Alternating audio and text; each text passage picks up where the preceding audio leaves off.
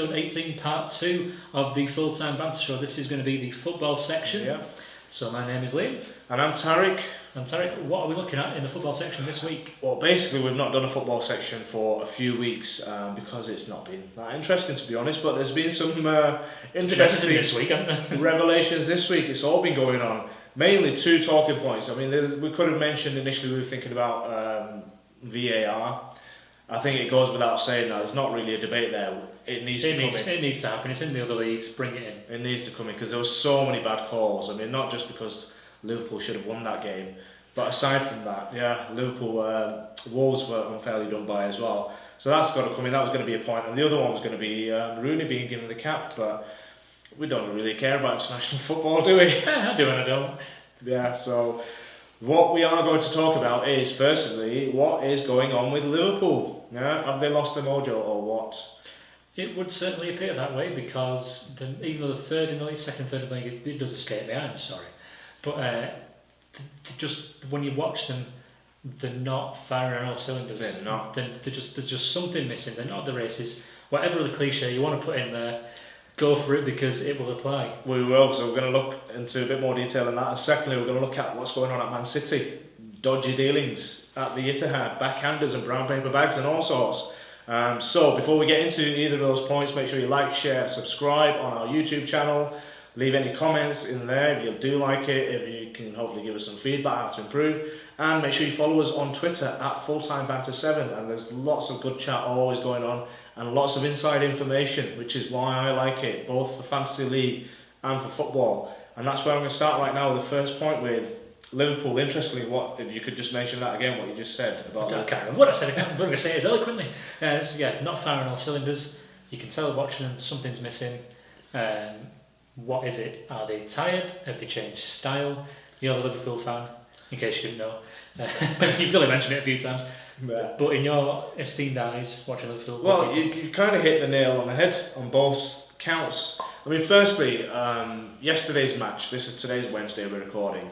Yesterday was the first time in the since the Champions League I've been able to watch a Liverpool match, and it was absolutely awful. But I'm gonna absolutely hilarious. Put that to one side because that I think was down to a hangover from the Arsenal game. They just looked tired yesterday. Yeah. On top of all the other issues we've got, the main issues then, what's missing? 2 things missing. One is creativity. There's a lack of creativity in our team. But firstly, I want to touch upon. And as an actual physical entity that's missing was the assistant manager, Buvac, yes, who left at the end of last season under mysterious circumstances. Yeah, which is bizarre because T mentioned it today when we were doing the notes for this, and it was actually on the radio this morning that it was brought up, and it was the first I'd heard of it. So maybe he works for TalkSport at the same time. I don't know. It's completely bizarre. Yeah. Yeah. So, but I think it was around the semi-final of the Champions League. Which, considering you got to the final, and then there is a debate on assistant coaches, how important are they? I think me and Tariq both work in schools with teaching assistants. We're very important because I think we're a bit of sympathetic here, and we can deal with other issues that the teachers don't deal with or don't want to deal with. I know. But yeah, it's especially that late in the season.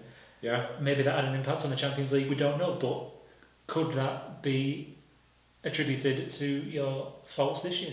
Well, something definitely has changed. I mean, number one that I'm annoyed as a Liverpool fan is that it just hasn't been acknowledged. The fact that he left, we don't know why he left, under what circumstances, whether it was a falling out, whether it was amicable, whatever it was, it just has not been acknowledged. It's like... Is he still alive? I presume so. I'm hoping he is, because he seems like a really nice fellow who's clued up on football, and you think hopefully he is alive and he'll come back. Please come back. Yeah, we need you. Because what is going on there, Liverpool? Somebody just acknowledge it and tell us what is happening, what went wrong and why. Why did they fall? Because they were like this, they were thick as thieves. It went back a long way, so God knows what has happened. And like with your point about assistants, I mean, myself and Riz have coached grassroots football as well, and when I ran that setup, I always put 2 people to a squad, to a team, because you need that one person in charge. I don't know if anyone's familiar with imposter syndrome. As a grassroots coach, you constantly have that in the back of your mind where you think, people are judging me, people are questioning my decisions, and there's always that self-doubt, crippling self-doubt sometimes about your decisions, about how you're coaching, what you're saying to your players. And that must surely occur even to the strongest of managers. So they need a good number 2 to bounce those ideas off. I needed a good number 2 every morning before I go to work. Oh my word. Okay. You set me up there, you can't. Fair enough, right. But, Buvac aside, what has changed? What's gone on? Our style of play has changed since the summer. Yes, you do not seem to be as energetic as usual, Klopp's heavy metal football, which works for me.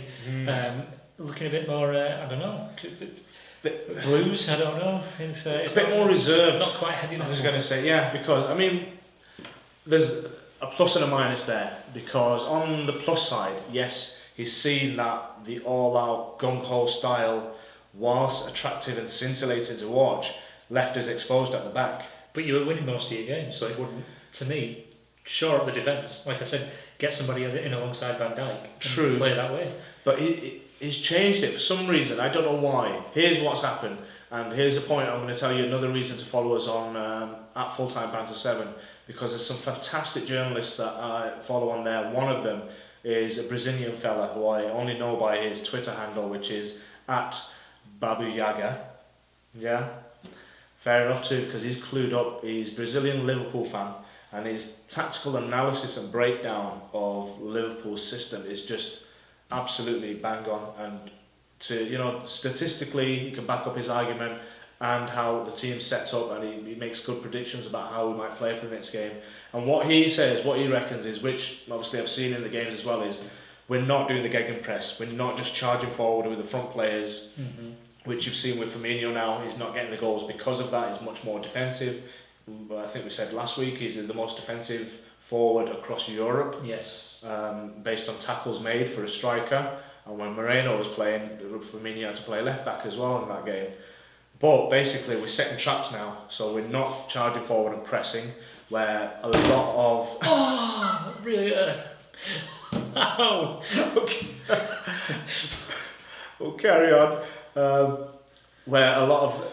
During this season, the only time we have played the high press has been against Chelsea. And the high press, what it did for us, it forced mistakes. Yeah, that's the whole point of it, isn't it? Which the point being, again, it masked the need for a creative player. Hence why we didn't miss Coutinho when he left. No, because you fell back quite comfortably on Mane and Salah. But it's literally, we just blitzed the opposition and forced them into a mistake, and we didn't need a creative player to unlock defences and things like that. This season now, what we're doing what they call setting a trap, where we let them play out from the back. We encourage their defenders to bring it out, and hence making their defensive line a little higher. And then once there's certain triggers, whether to play to full back or to play into the midfield, then we go. Yeah. But that hasn't. We just haven't clicked. We're not able to attack in the same way, in the same style. No, I think that thing about the midfield, as much as I love Milner, even though he's played for City and Liverpool, I think he's fantastic. Henderson, I've always rated. And then, Wijnaldum or Shaqiri, you might have one of three of might be playing there. But there's no... Shaqiri's probably your closest, but he's nowhere near that. Coutinho was just on the cusp of it before he got injured. Yeah, which is very unfortunate for him. As a Liverpool thing, it's quite good, but for him at a personal level, very, very unfortunate. So maybe when he comes back, that might be the key. Yeah, hopefully. To unlocking that creative spark. And this potentially points to why we were interested and linked with Nabil Fekir. And the reason that fell through, a lot of fans are still disappointed and saying we should have gone regardless. That I think was a good decision, because he had a recurring serious knee injury. Yeah. And in the past 3 seasons, he's played a fraction of the games. He's been out that long, so to put down that amount of money, that outlay for him, potentially a crock, I think that was a good decision. But we do need a creative player now. You did also buy Andy Carroll though. So. That was a long time ago. That was a different regime, different manager, different everything. But yeah, that's what's missing. is a bit of creative. If we are to play this system, we now need a creative player, clever enough, the likes of Silva, De Bruyne, Hazard, who are doing it. I think everybody needs that player though, don't they? Let's be honest, United. Exactly. Well, more so, well, I don't know, even I think United is setting up that way now with those three midfielders now, because we just talked about Barkley in the FPL section, is when we're playing with the three midfielders now, you have the one who's slightly more defensive and reserved, you have the one who's maybe more box to box, and then you have the third one who's finding the pockets of space and linking up, and maybe has a bit more of a free role. So with our midfield trying to find the right players for that system, and Chelsea, Sarri did it, he struggled initially to find, he tried Kante, he tried Kovacic, Barkley, and Barkley seems to be one who's clicking in, and Fabregas isn't even getting a sniff. No, which is crazy. So, and United, I've noticed today, they've set up similarly, they've got Herrera, Pogba and Matic. So Matic obviously being a bit more defensive, Herrera's, and Pogba's being given the free rein, hopefully. So that's the system we're going for now. So we need a creative player. So to answer that question, I think, what is missing is that creative player for us. So hopefully come January, because Lallana's just not up to it. And Shaqiri is not quite up to it yet. He's getting there, but he's not. No. He's not traditional number 10, is he? No. So. And Ox was doing it, but even then I wasn't convinced. He's strong and he's quick, but he's not the most creative. Watch this space. I think that's what we need. We're going to move on quickly to our second topic, which is the Man City scandal, which seemed to come out of nowhere. Yeah, which is developing. There's the final chapter comes out tomorrow, I think. The Spiegel Chronicles. I had to read the first 3 chapters this morning, tonight, sorry.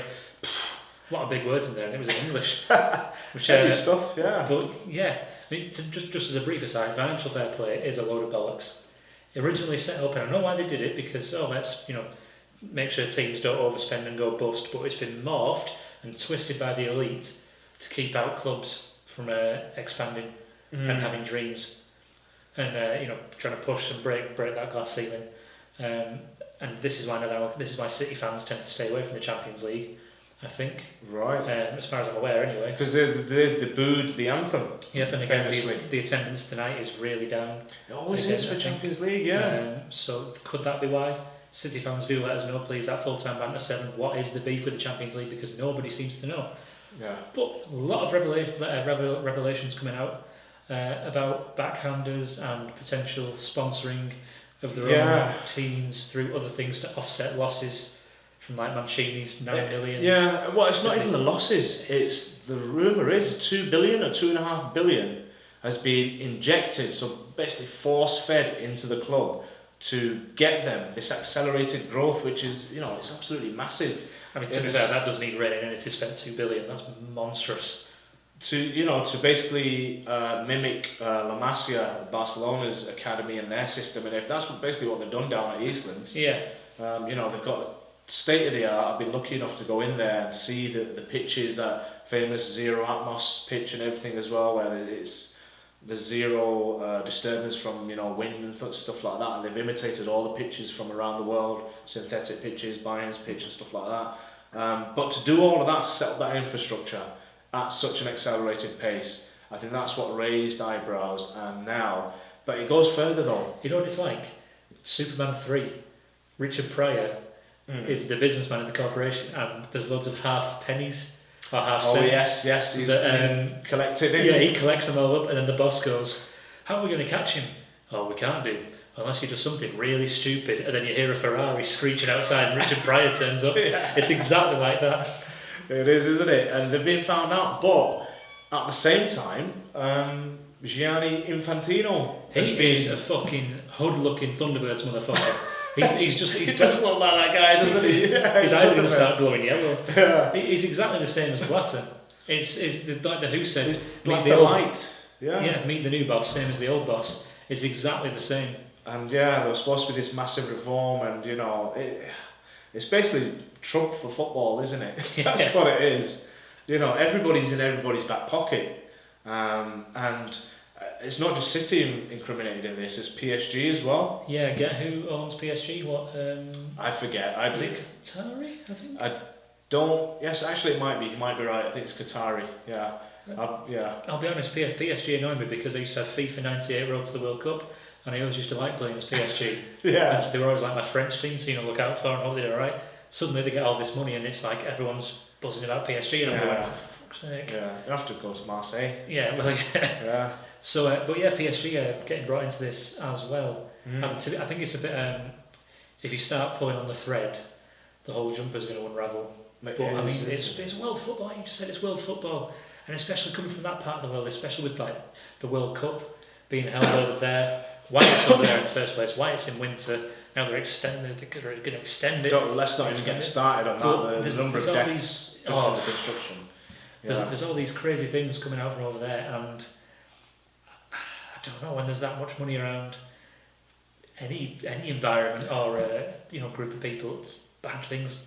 Yeah, I know, and it's all about the money. All integrity and credibility goes out the window. I mean, Miguel's been in touch. Our number one super fan, Miguel. Thank you. And he's making the assumption already that they are guilty, and he goes straight to cut straight to the bone and says, should City have a transfer ban? Well, they're not going to fine them because they've got a shit ton of money anyway. It's fine them like 10 billion or something. Yeah, and it's always like a pitiful amount. £50,000. Yeah, and they'll pay it off anyway. It doesn't matter. Yeah. Transfer embargo would be very interesting and amusing because if this academy is so good, that would result. It could help City because they'd have to play people like Foden and the other players they've got in the reserves and the under 21s. Yeah. So the only thing I can see really is the transfer embargo, to be honest. But is that a punishment? But what about if they do like the Serie A style point stocking? That'd be awesome. Do that. And in fact the Rangers style. Fucking do it. 100 points off. I think that would possibly be the best. Yes. Yeah. Well, yeah. Like we said, the money thing's a non-starter. So the points is probably the way to go with a 2 transfer window embargo, maybe. The points. And the points, yeah. Yeah, I mean, we don't know the full facts yet, and we don't even know. Miguel does, and I trust Miguel. We don't even know. Well, my point being is that are they going to be taken to court for this? Are they going to be, I mean, because La Liga have sort of come in on this and said... Yeah, they've thrown a hat in, haven't they? Yeah, and said, basically, which is rightly saying that they need to be brought to account. They need to be, and, let's see what happens. We're going to leave it there until we have more facts, because personally I don't know enough about it. I've not done the reading you have, but it's just speculation at the moment. So let's see what comes of it, let's see what happens. We've got the last couple of minutes left, so Miguel's other question, we'll finish on this, a lighter note. The Manchester Derby, who wins? Pure and simple. Apparently it's United's longest ever odds in the Premier League for a game, so they're 8-1. Wow. So apparently it's the United's longest ever odds for any game ever, but I think that's more to do with City being so rampant at the minute, as opposed to United's. United are coming back a little bit. But last 3 times at the Etihad, 2 wins and a draw for United. So head says City, but recent form would... They're on the up, United, slightly on the up. Yeah, recent form at the Etihad and this season, the last couple of game weeks for United, maybe. And you're going to raise your game for the big teams. That's the hope. Fuck off, man. Knew you were going to say that as well. You did for Bournemouth. I was just like, yeah, go on then. But yeah, that's the thing. You've got teams raised the game against United for years. Now it's time. Maybe we need to start doing that. So yeah, interesting. I mean, we haven't got time to give you any tactical analysis or breakdown. No. What's your thoughts, Steve? What do you think? Is it at the Etihad? Yes. It is. I think it's a City win. Tight City win. It's not going to be rampant. No. Yeah, so tight City win. But yeah, I'm sad to say United look like they've finally sorted things out. No Lukaku. It's the way forward. Yeah, took him long enough to realise that. The rest of us were telling you when you bloody bought him. Yeah, 2-dimensional. But we're going to leave it there. We're running out of time. Hope you've enjoyed the show. I know we have. We've missed Riz. Hopefully you can be back soon, Riz. Make sure you like, share, subscribe. So that is it. Goodbye. We will see you next week. Cheers, guys.